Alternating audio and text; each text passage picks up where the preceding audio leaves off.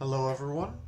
Today, in this video, I will be talking about what I believe how the Manchurian campaign should be expanded in Enlisted.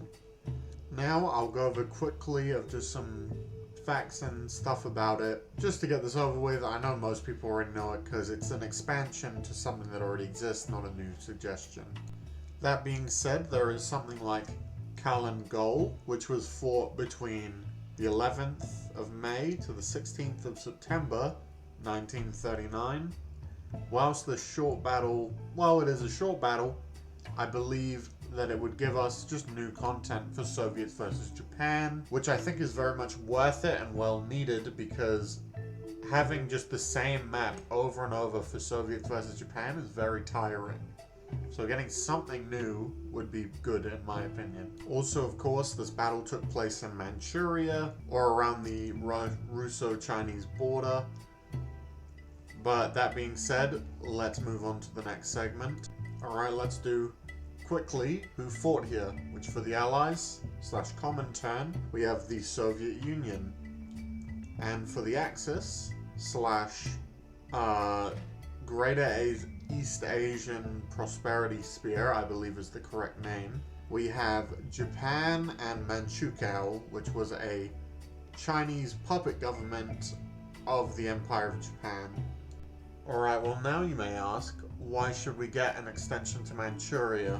And now my first reason for that is because I believe the repetition of getting the same thing over and over again will eventually make something boring, which will make less people want to play on it. So I believe that if we simply cut down the amount of times that you get the airport, whatever it's called, Heljingjong, that sounds racist, I apologize, but you get what I'm coming from. If we cut down how much you get that, and then we add another Soviets versus Japan map, I think it would go a lot better for the game, given the fact that it adds some new content, which everyone enjoys, I feel. And as well as that, it gives a bit more opportunity for other things to happen if there's multiple maps. And, you know, it's less just, oh, well, it's this map again. It's the only map that I can get. And it's just not something that I particularly enjoy. Personally, I like the Manchuria map. However, you know, still, it gets repetitive if you're just getting it over and over and over.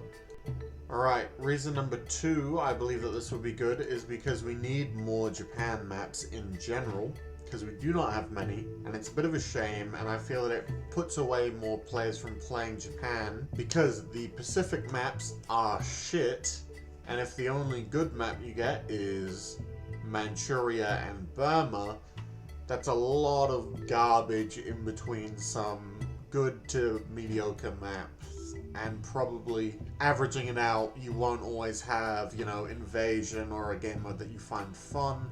So chances are you might get stuck with something that you don't like. Rather, if we had more maps of a higher quality or a nicer feel, I think it would do better in retaining Japanese mains in the game. Alright, now let's move on to squads. One of my most favorited parts of doing these videos, I must say. Alright, starting with Comintern, we have the 82nd Rifle Regiment, which fought in Callan Goal, and the unit was founded in 1922. Next up, we have the 6th Tank Brigade, which, as far as I'm aware, was founded in 1939-ish. I'm not sure exactly when. And it also fought in Callan Goal. And yet again, information is fuzzy on these Soviet regiments and brigades, so tell me if I'm incorrect or not. Next up, we have the Greater East Asian Prosperity Sphere, which I've only done Manchurian regiment-ish things, because I believe that the lesser factions are more important to represent than the majors that we already have a lot more squads for. That being said, I'll start us off with the Guards Brigade at the capital, Xinjiang. I'm so sorry if I said that wrong. But they fought in Manchuria and Callan Goal, and the unit was founded in 1932. Next up, we have the Jiang Army Mongolian Cavalry, which fought in Manchuria and Kalangol, much like the last one, and the unit was formed in 1932. Now, these unit insignia may not be correct because I cannot really easily find a lot of the stuff for Japanese and other Asian or Soviet squads. Next up, we have equipment, starting with the Comintern.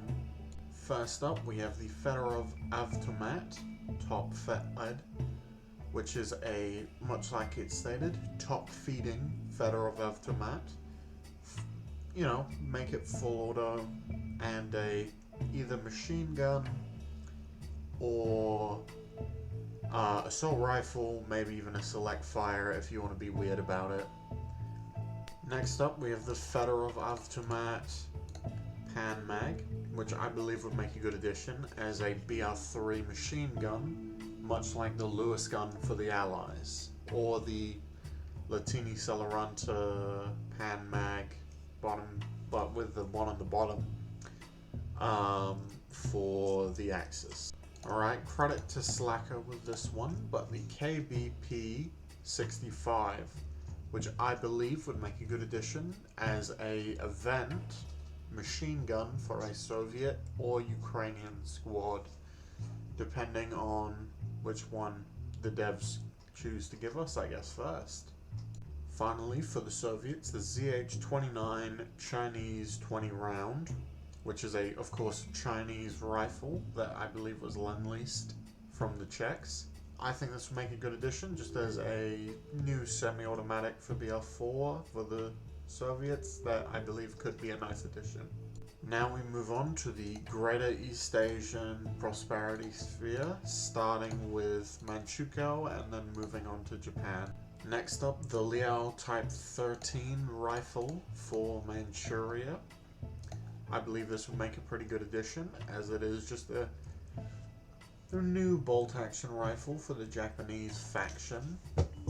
And of course, it would go with one of the Manchurian squads. Next up, I believe this is a Chinese prototype, which is the Mukden Type 2. I believe as an SMG for the Japanese, it could be a useful addition because the Japanese are severely lacking in most of their tech tree, and I think SMGs are one piece of it.